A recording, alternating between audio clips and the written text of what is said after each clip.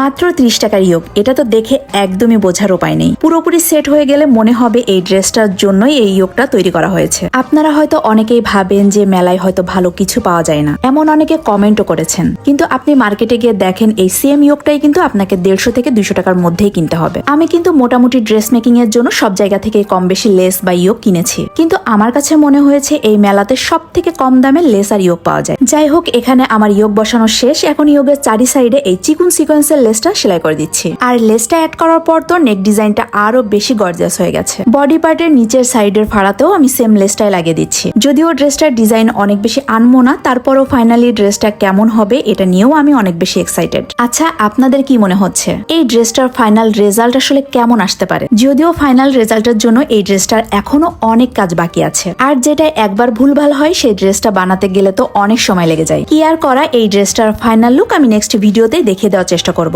আশা করি ড্রেসটা আপনাদেরও অনেক বেশি পছন্দ হবে। তো দেখা হবে নেক্সট ভিডিওতে। ততক্ষণ পর্যন্ত সবাই ভালো থাকবেন, সুস্থ থাকবেন। আল্লাহ হাফেজ, আসসালামু আলাইকুম।